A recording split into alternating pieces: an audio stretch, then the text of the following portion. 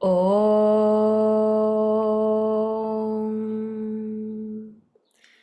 Om.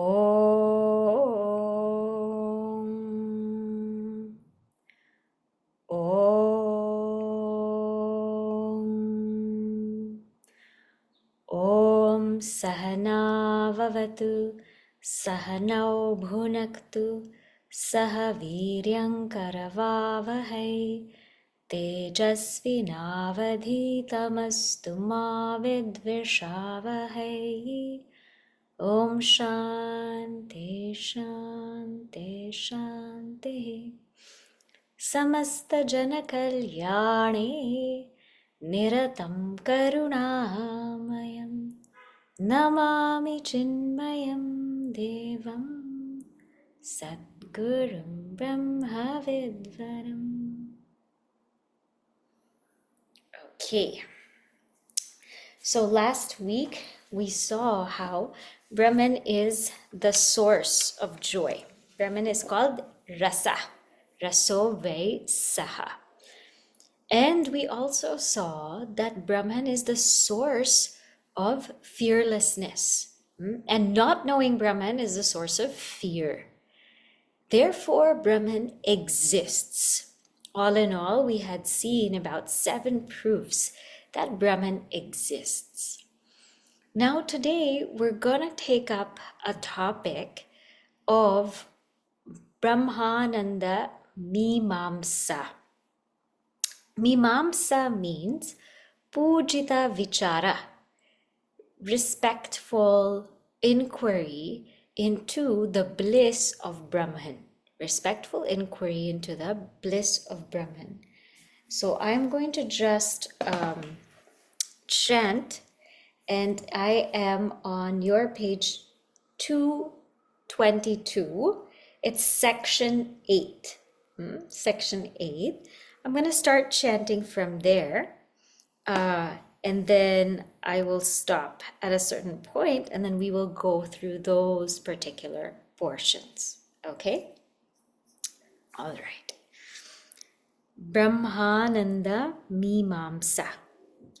Bhishasmadvatah pavate, bhishodeti suryaha, bhishasmadagnischendrascha, mrityurdhavati panchama iti, saishanandasya mimagumsa bhavati, yuvā syat sādhu yuvā adhyāyakaḥ, aṣiṣṭhaḥ baliṣṭhaḥ, tasyayam prithivī sarvā vittasya purnā syāt, sa eko manusha ānandah, te yesha tam manusha ānandah, sa eko manushya gandharvāṇāṃ ānandah, śrotriyasya ca kāmah tasya, te yesha tam manushya gandharvāṇāṃ ānandah, sa eko deva gandharvāṇāṃ ānandah,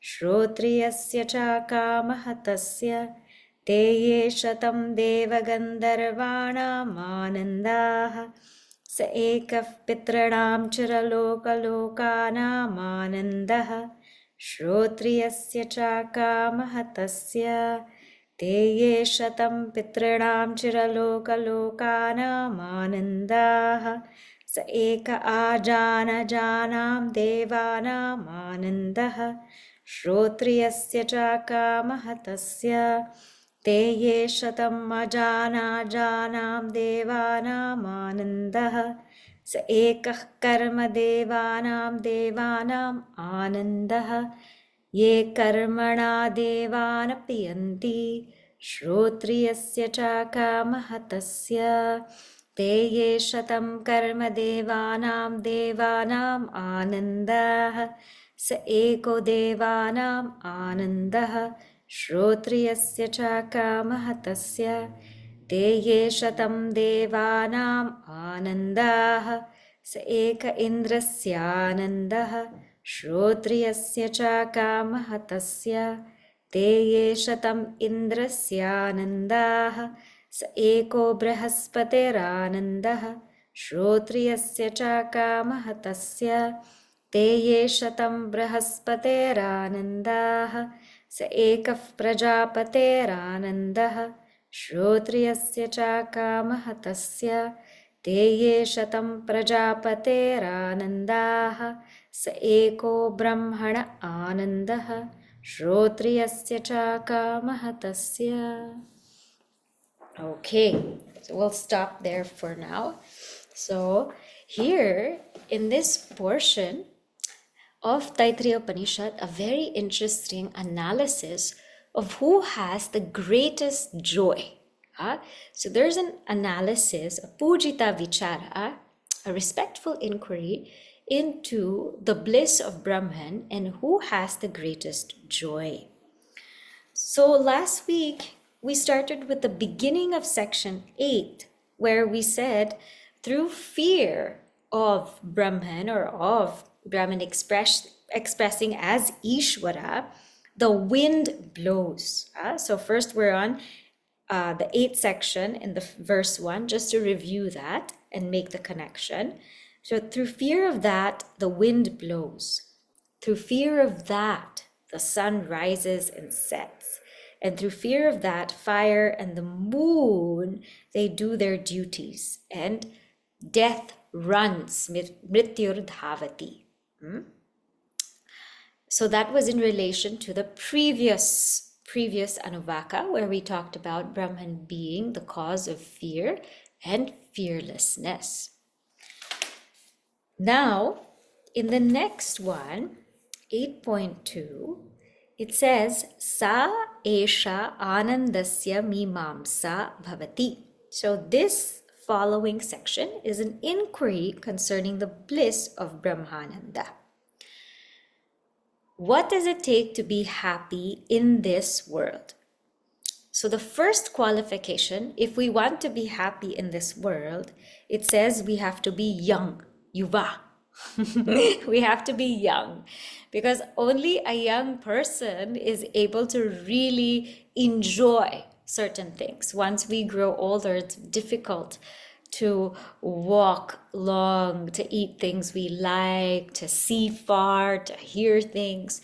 So it becomes increasingly difficult when we grow older to enjoy with our senses, because our senses start to deplete. And it becomes difficult to enjoy the world more when we grow older, because the mind is not as active. It gets tired fast. And that's actually perfect, because when we're older, we're supposed to contemplate within. Our senses are supposed to shut down. Our mind is supposed to stop running after the world. So our bodies and our minds are made in such a way that when we grow older, we should turn in. They don't have the same energy, vitality. However, if one wants to enjoy sense pleasures, they should be young. So the first qualification is yuvā. The second qualification is sādhu. Sādhu means somebody who is noble. Because if somebody is always full of guilt, full of regret, or doing something wrong, they won't really be able to enjoy their lives. Somebody who is sadhu, who is noble and following the path of dharma, who has great mental well-being. So one is physically, one is strong. The next is one has mental health, good mental health. Then adhyāyakaḥ, yuvā adhyāyakaḥ, somebody who has been well versed in scriptures. So someone who has knowledge about how to live life. And that's why they're noble. So they have a shastra, they have something that they're following. So they live a pure, decent life. Aṣiṣṭhaḥ. Aṣiṣṭhaḥ here means well-disciplined, but also one who is quite efficient, who's able to really get things done. Somebody who's not a procrastinator and who delays, somebody who can really, really move. Dridishṭhaḥ. Dridishṭhaḥ, one whose willpower is strong, unfathomable. So if obstacles come in their way, no problem. They stand up and they fight. They even say, welcome, come, I'm ready for you. Dridishtaha. And balishtaha, very strong. So there's a capacity to be really strong so that they don't get endangered. Nobody can harm them. Nobody can hurt them. So if we want to be happy in this world, enjoying the pleasures of this world, we need to be young, right? And then we need to be sadhu, noble, yuvā adhyāyakaḥ, well-versed in scriptures, and then aṣiṣṭhaḥ, we need to be quite efficient, disciplined, dridishtaḥ, resolute, and balishtaḥ, pretty strong. Not only that, tasya iyam prithivi sarva vittasya purna syat. Meaning, let us say the whole earth is filled with wealth for this person. The whole earth, so imagine the whole earth is filled with wealth for this person. This is 1 unit of human bliss. This is 1 unit of human bliss. This is somebody who can really enjoy, really enjoy the worldly life. Now, if you take that, te ye shatam manusha ānandaha, you multiply that by 100 times. Saha ekaha manushya gandharvanam ānandaha. That is 1 unit of the bliss of Manushya Gandharvas. Manushya Gandharvas are those who are very artistic, subtle artists, subtle beings who don't enjoy so much with their senses, but they enjoy the subtleties of life. They enjoy a good music, a good experience of music, or their in-depth discoveries in science, in math. They enjoy the subtleties of the mind. So their joy is slightly deeper. 100 times of the joy of the person who has the ability to engage in all of the sense pleasure in the world. The one who has subtle joys of the mind and intellect, they are much deeper on the spiritual path. And what to talk of shrotriyasya cha akamahatasya, somebody who is well versed in the Vedas, meaning somebody who has knowledge, and somebody who is not stung by desire, they have 100 times that joy. They have 100 times that joy of the one who has the joy of all of the sense pleasures in the world. So the one who is well versed in the scriptures, not stung by desires, they have that joy. Now, moving up, right? So there are these Manushya Gandharvas. So now I'm on 8.3 on page 228. Te ye shatam manushya gandharvanam ānandaha. If we were to multiply the joy of those who are into subtle things, we multiply that 100 times, then what? Saha ekaha deva gandharvanam ānandaha. That is only 1 unit for the celestial Gandharvas, so the heavenly Gandharvas. That's only, for them it's only 1 unit. The 100 units of a person living in this world who has such subtle, sublime bliss in arts and music and sciences, for the celestial Gandharvas, that's just 1 unit of their bliss. That's nothing to them. And shrotriyasya cha akamahatasya. And the one who is well versed in scriptures, who is free from desires, they also enjoy so much more bliss. So much more bliss. Then, te ye shatam deva gandharvanam ānandaha.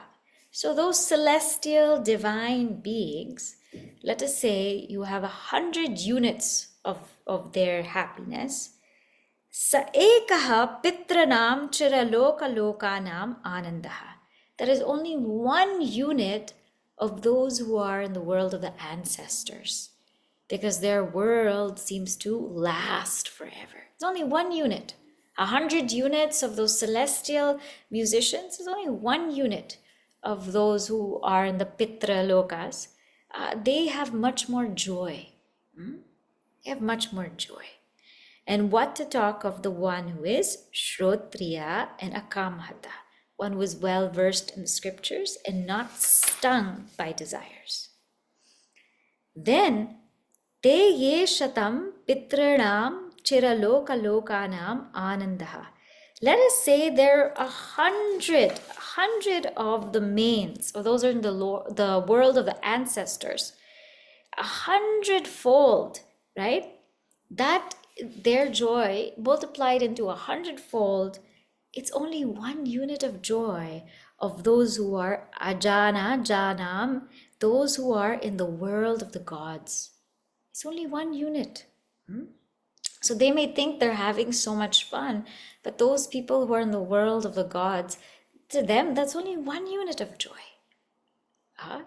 And what to talk about? The one who is Shrotriya and Akamhata, the one who is well versed in the scriptures, not stung by desires. Then he goes even further. He says, te ye shatam ajanajanam devanam ānandaḥ sa ekaḥ karma devanam ānandaḥ. So those who are in higher worlds, they get, so let us say the one in the world of the ancestors, the one in the world of the gods, the one in the world of the gods, 100 times that is only one unit of joy that is experienced by the ones who have gone to higher worlds because of their karmas, because of their special actions. Ye karmana deva apiyanti. Okay, higher than that. Te ye shatam karma devanam ānandaḥ sa ekaḥ devanam ānandaḥ. 100 times of that is only one unit that the devatas are experiencing in their world. And I'm just giving you the translation now, but I have a chart for you to see it clearly, and then we're going to analyze it. Te ye shatam devanam ānandaḥ. 100 times of the joy of the deities. That's only one drop which Indra experiences, meaning that's nothing to Indra. Indra experiences so much more. And what to talk of the one who is Shrotriya and Akamhata. Te ye shatam indrasyanandaḥ. 100 times the bliss of Indra is just one unit for Brihaspati. It's just one unit. 100 times the bliss of Indra is one unit for Brihaspati. And what to talk about? The Shrotriya and Akamhata. Te ye shatam Brihaspater ānandaḥ sa ekaḥ prajapater ānandaḥ. 100 units of Brihaspati's bliss is just one for Prajapati. That's nothing. That's nothing. That's only one of his units. And what to talk about? The Shrotriya and Akamhata. Te ye shatam prajapatehe ānandaḥ. 100 times of Prajapati's bliss. Sa ekaḥ brahmana ānandaḥ. Here, brahmana is Hiranyagarbha. And what to talk of the one who is Shrotriya and Akamhata. Now I'll show you this chart and it'll make everything clear, and then we will analyze it further.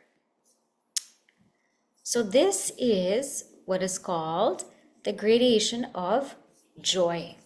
And this is just to get us to really think about what joy means to us.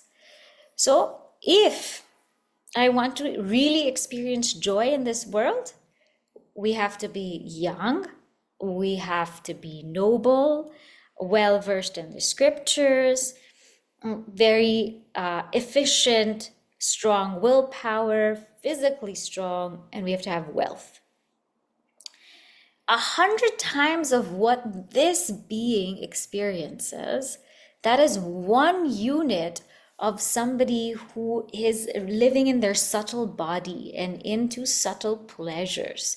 They have, if we notice a lot of, people who are discoverers or musicians or just people who are very, very creative, scientific, they just experience a very different realm of joy.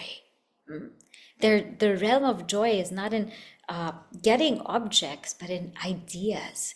So that's a more subtle joy. And if we calculate 100 times of that, it's only 1 unit for the celestial heavenly artists. That's only 1 unit of what the heavenly artists experience.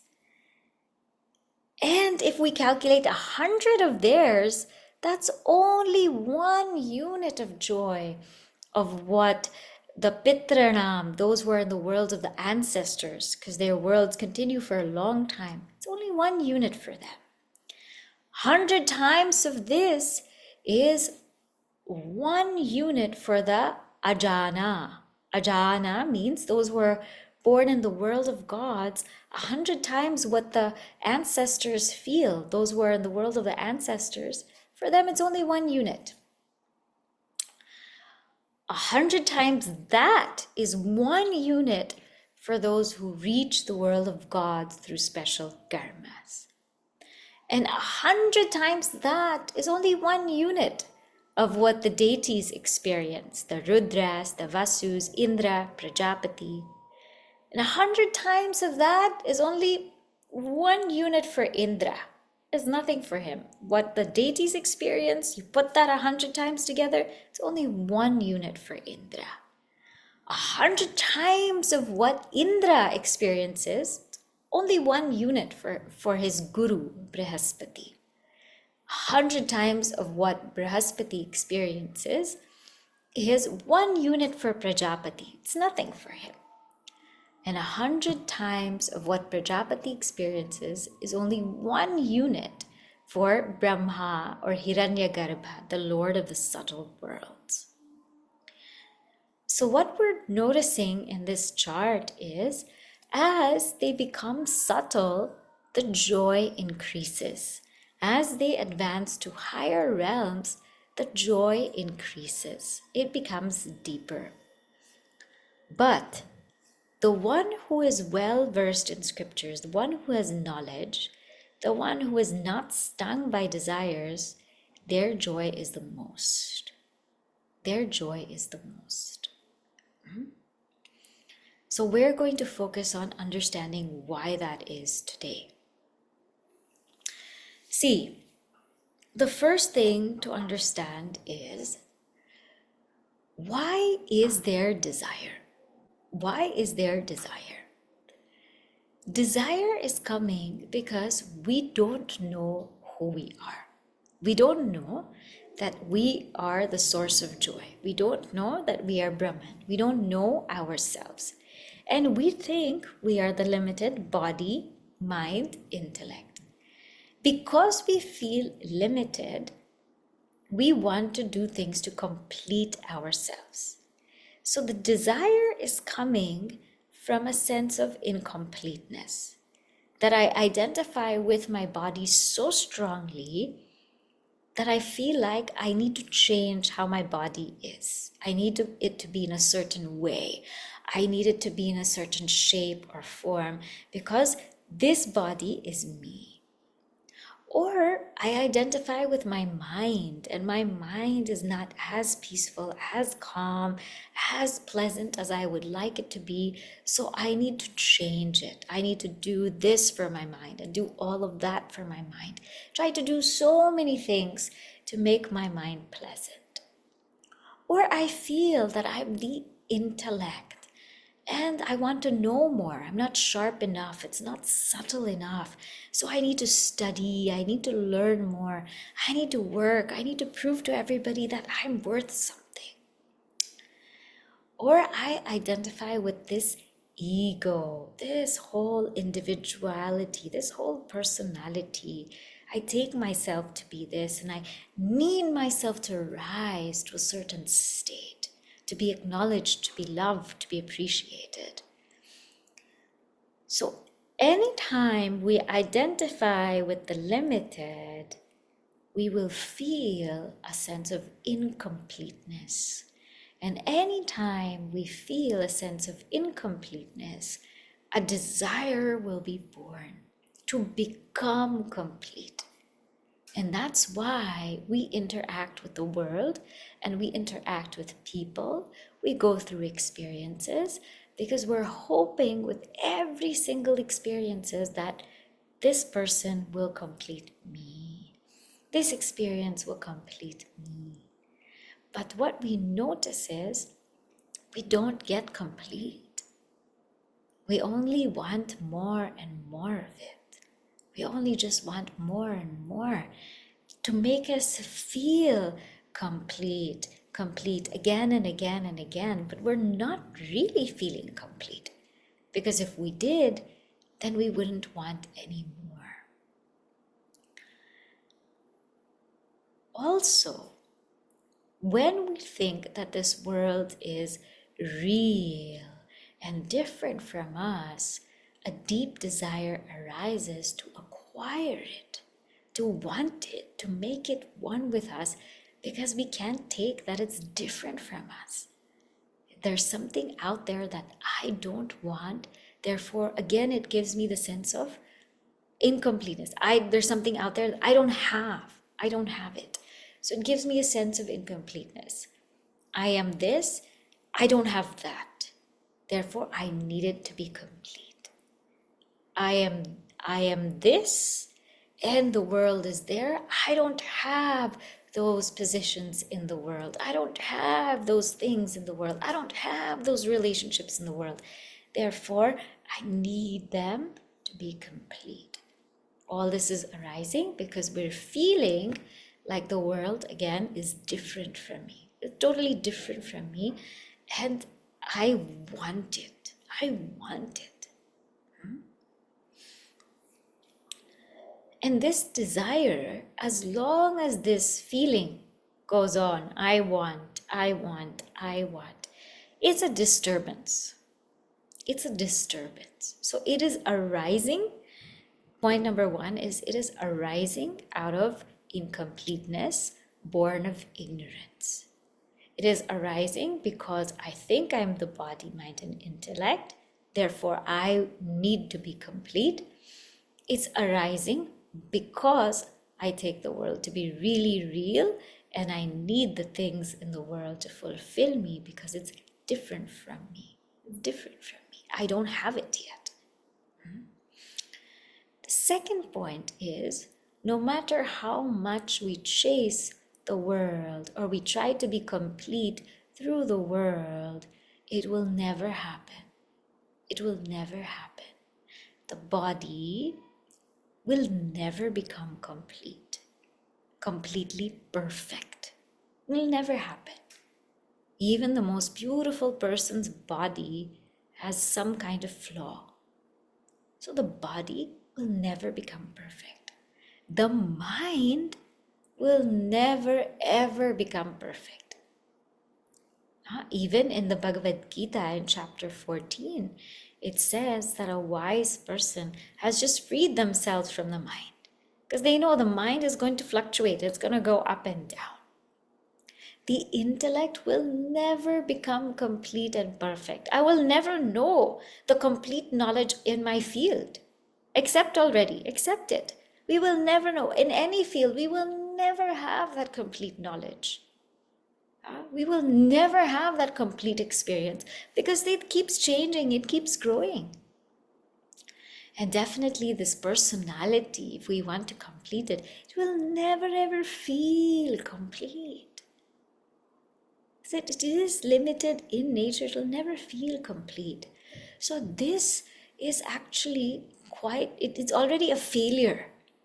Trying to complete myself through the body, mind, and intellect is It's setting myself up for failure. Trying to complete myself through relationships, through experiences, it's setting myself up for failure. It will not happen. There's no such thing. There's no such thing as somebody who is perfectly complete in the realm of the body, mind, intellect, or ego. Even the greatest saint or sage will have something going on in their body, something going on in their mind, something going on in their intellect, because at this realm, we cannot expect completeness. The second thing about this incompleteness is the world will also never be complete. It'll never be free from blemish. There's always going to be something or the other that's happening in the world. And that is the nature of Prakriti. We are dealing with Prakriti. Prakriti, matter, means it changes.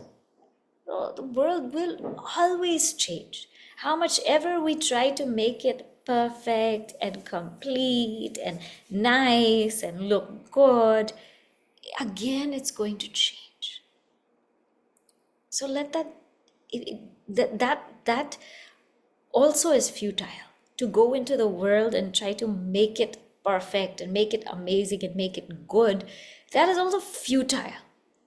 It doesn't mean that we shouldn't do it. We should do it because it helps us to purify, but we need to understand that we can just contribute towards it. We can't control it. So whatever good we do for the world, expect that in 2-3 years again it'll come down and change. Or why 2-3 years? Even 6 months, it'll come down and change. We discover something, it was so awesome, we discovered it, but maybe in 2 months somebody discovers something better, we get knocked out. Expect it. That's the nature of the world. So desires are born from incompleteness. Desires will never be satisfied. Desires are never ending. Never ending. People who desire something one after the other, it doesn't end. People think that desire is going to stop somehow. No. The minute we keep working for desires, desires grow and grow and grow. It's like a fire. I want to get this, and then after that I want to do this, and then I want to do that, and then I want to do this. It's fine for a person who is living a materialistic life, but after some time, it's not about fulfilling every desire. It's about letting them go. That will give us more peace. The fourth point is that desire is not our nature. Desire is just a state of mind. In the sense that when we are sleeping, there's no desires there. Or when we are in samadhi, there's no desires there. Desire is not our nature. It's just a thought. Just a thought that happens in the mind. It has nothing to do with who you are. So we are chasing the world, we're chasing others on the basis of this flawed thought, which we have nothing to do with.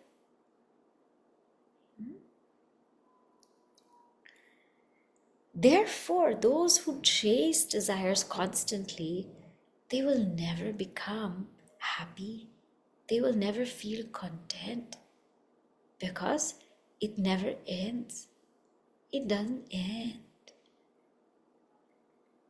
The solution, therefore, in our scriptures is not to chase desires, but to reduce desires, to become a kamahata, one who is not stung by desires, not stung by desires.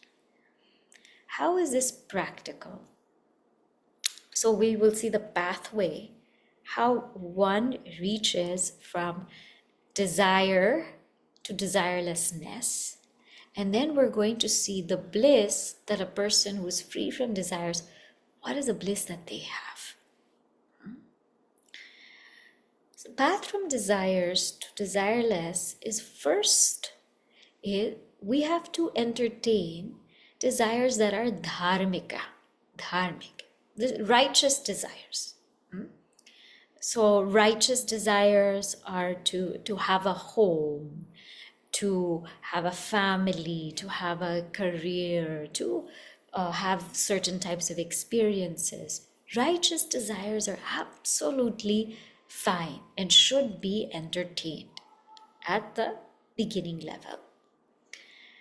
From dharmika desires or righteous desires, a seeker should now move on to having selfless desires.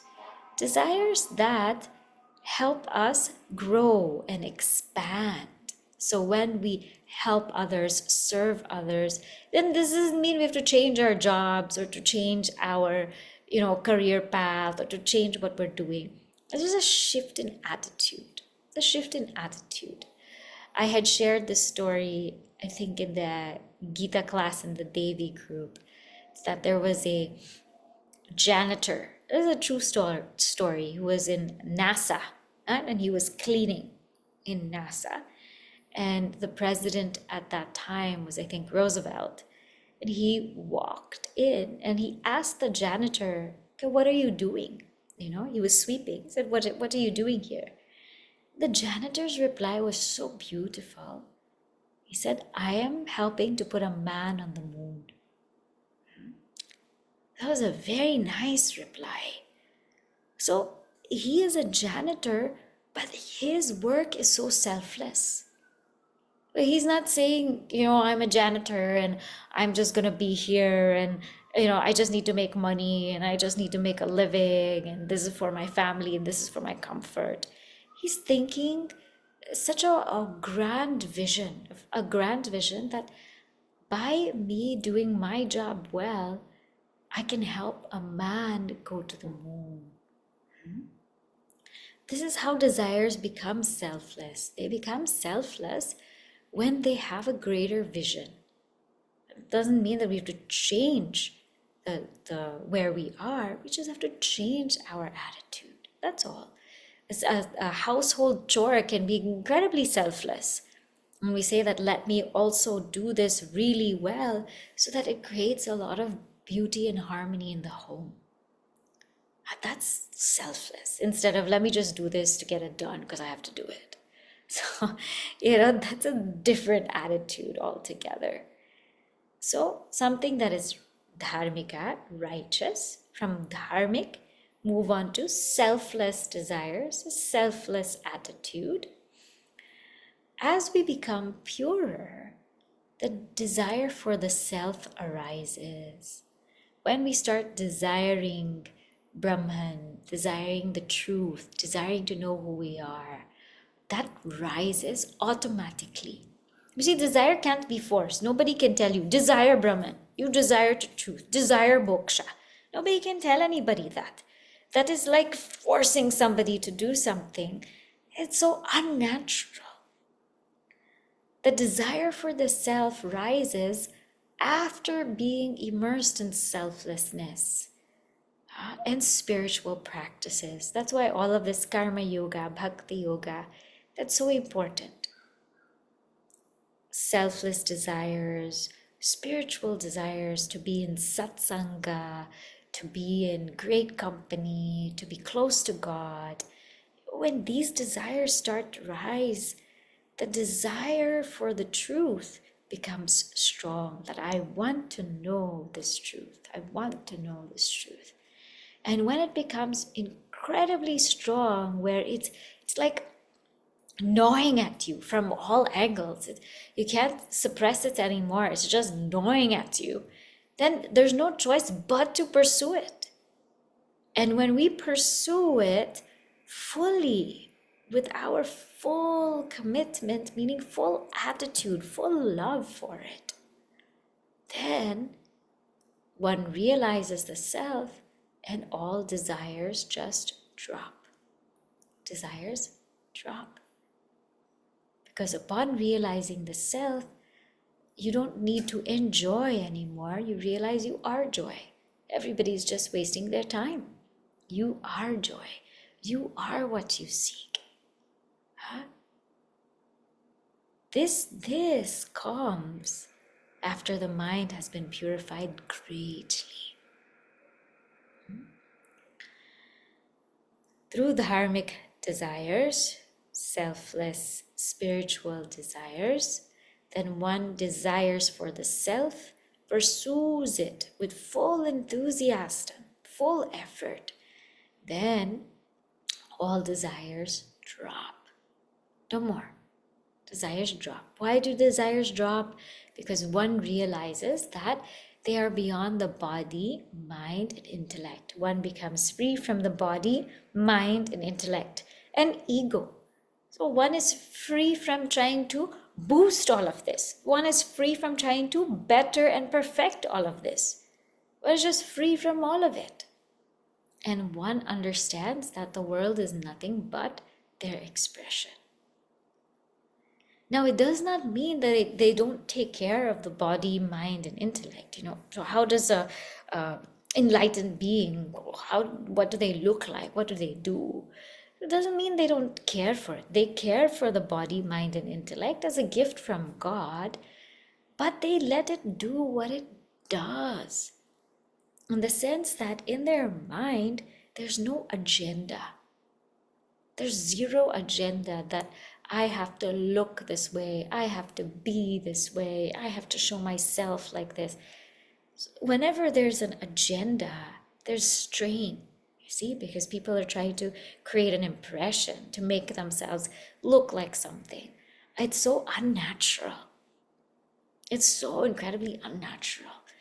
But when a person realizes that they are free from all of this, there's no agenda. The body will do what it has to do. It functions as per it was functioning before. Mind will do what it has to do. Intellect will do what it has to do. And all of them, because of so many spiritual practices of adhering to dharma, they will only function in a dharmic way. They will function in a because of the experience of the spiritual practices of being established in dharma for so long, they will function like that. But one is free from them. And do they want to run after the world and chase all of the things in the world? No, why? It's like a dream. It is a dream. Why would anybody chase themselves in a dream? Huh? When we wake up, do we want to go back into the dream and have something there? If we made $1 million in our dream and we woke up, are we going to try to go back into the dream and try to find out where is that money and how did I make it? No, it's ridiculous. One is just going to say it's a dream. Now, pursue what? What's it going to do? So an enlightened being, this way, when we say akamahata, he's just completely free from all this fluff, free from all this strain of gaining, free from all this pressure, free from all this tension, free from any agenda.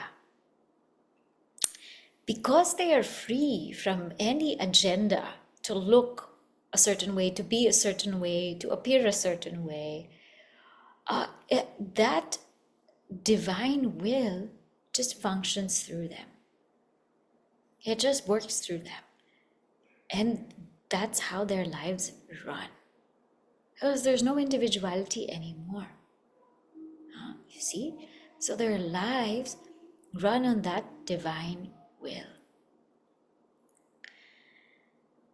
And it's the most beautiful feeling because they're not. Akamahata means hata, like stung by kama is the opposite of akamahata. Kamahata is stung by desires. Akamahata means not even stung by desires. In the Bhagavad Gita, it gives very beautiful descriptions of an enlightened being. It says the one who is Atmaratihi. Atmaratihi is the one who just revels in everything. Because everything is Brahman. Right? You and I might revel in some things and not revel in other things. Because some things we like. So whatever we like, we will revel in. And whatever we dislike, we will also revel in. But in a negative way. I don't dislike it. Why is this like this?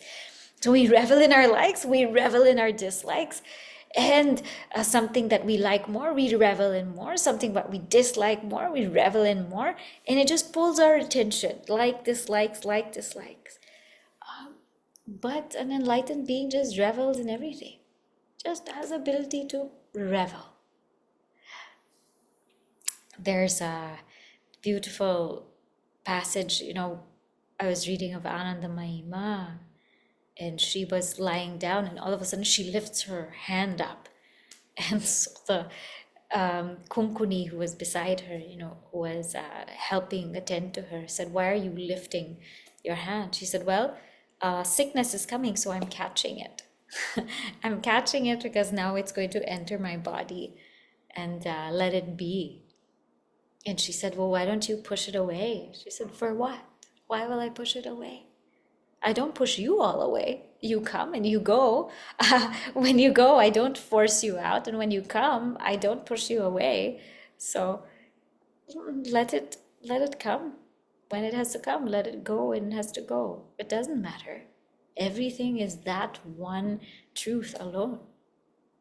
How can I insist or resist upon anything? So Atmaratihi means they revel in everything, because everything is Brahman only. It's like the screen is just perfectly fine with the entire movie playing. He's not going to go crazy if now it's the scary part, what's going to happen, or it's the happy part that's going to be calm, or it's suspense. It's not gonna do anything. It's just there. So at the same time, Atmaratihi, just revel in everything. Atma santushtaha. Santushtaha means they feel enough. I've had enough of the world. Enough of the world. It's called alam pratyayaha. Alam pratyayaha means I don't need any more. One has fully gone through and examined the world through knowledge. That's why this Shrotriya is so important. Examine the world through knowledge and said, I have experienced, thought about everything, I have inquired into it, and I know for a fact that there is not a drop of joy in this world. I know for a fact that even if I keep trying to work on myself, it's a never-ending journey. And therefore, I've had enough of it. I don't want any more. That is true joy. I don't want any more. We might say, I don't want that, and I don't want this. They say, I don't want anything anymore. I'm done. Because there's no I to want. There's no desire to want. And there's no desired object to want. The desired object is me alone. There's no desire. There is no desired object. There is only oneness. Done. Atma santushtaha.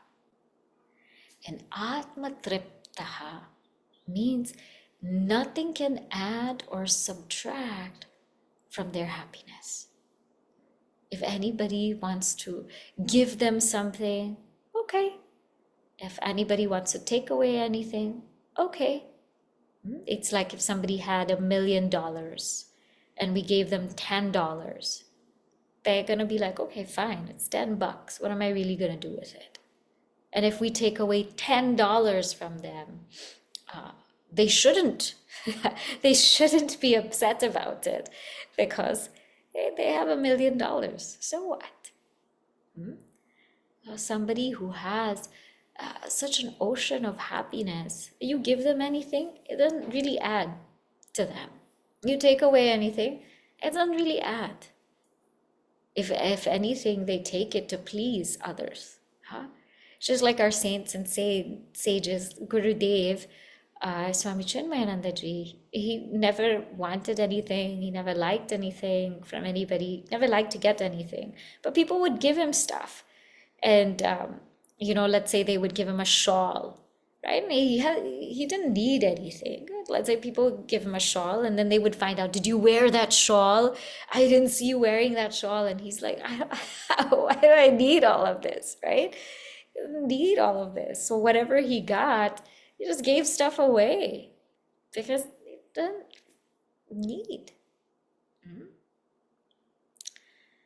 So a wise person lives like that, completely full, completely whole, has the ability to revel in everything, has the ability to just say, I'm done, enough, and nothing can add or subtract from who they are. Because they're no more enjoying, they are the source of joy. They are the source of joy. So while we are all running out to the world, getting exhausted and drained and tired, they are effortlessly just sitting quietly and reveling in the self. While we are putting so much effort to get to great heights and great stages, they are just by themselves, immersing in that bliss. A question may come, do they not have any desires at all? I mean, is it possible that I don't have any desires? See, they are still living in the world in the sense that the body, mind, intellect, and ego, falsified ego, is still in the world. Some desires will come, such as the desire to eat, the desire to drink, the desire to sleep, the desire to take a walk. Those desires to maintain the body will come. But there will not be any desires to complete themselves. There will not be any desires that I need to pursue this so I will feel complete. I need to get this so I'll feel complete. So there will not be any desires to complete themselves, and there will not be any insistence that I only have to get this kind of food. I only have to be in this kind of place. There's no insistence. So they walk free. This Shrotriya and Akamahata, this enlightened being, has the most joy. More than even the creator. More than even the creator Brahmaji. More than all of the devatas in the heavenly realms. More than all of them put together. In one of the Upanishads, it says that if you take the bliss of all beings, not only here, but even in higher realms, so even in the heavenly realms, you take all beings in all the heavenly realms, and you take all of the bliss that they're feeling, you put it all together, that is only one drop of bliss that an enlightened being experiences. Because it is limitless. The joy of not wanting is the greatest joy in the world. The joy of not wanting anything. That is something worth striving for. We are actually kings and queens as Atman, yet we live as beggars. Imagine, we have all the joy inside of us, but we are begging everybody, can you please give me joy? Can you please give me joy? Can you please give me joy? We are the source of joy, and yet we beg. And the most craziest thing happens is that the enlightened being is happy without everything. They let everything go. Ah. But because they let everything go, everything comes to them. Right?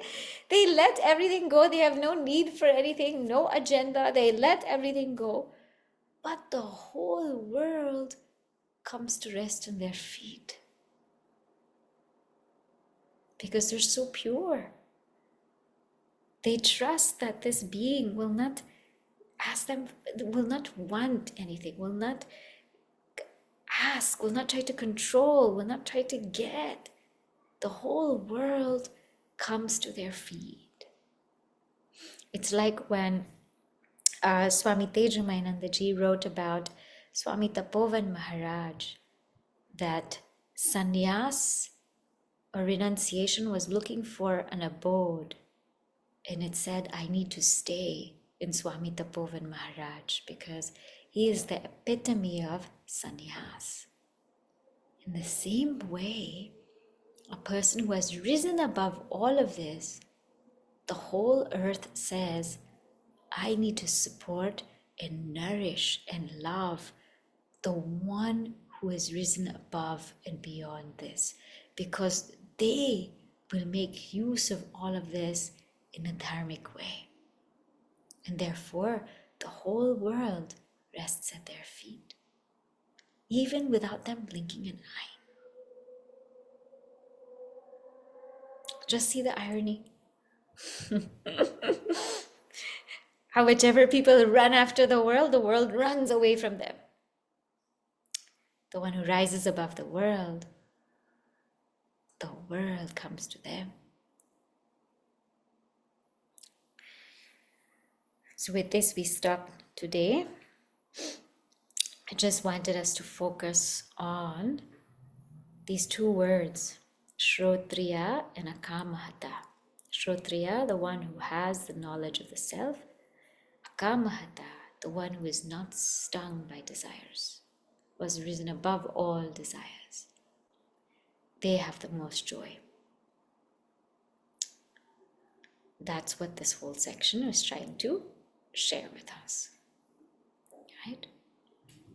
Okay, say the closing prayer. Om Purnamadav Purnamidam Purnat Purnamudachyate Purnasya Purnamadaya Purnameva Vashishyate. Om Shanti Shanti Shanti. Harihi Om Shri Gurubhyo Namaha. Harihi Om.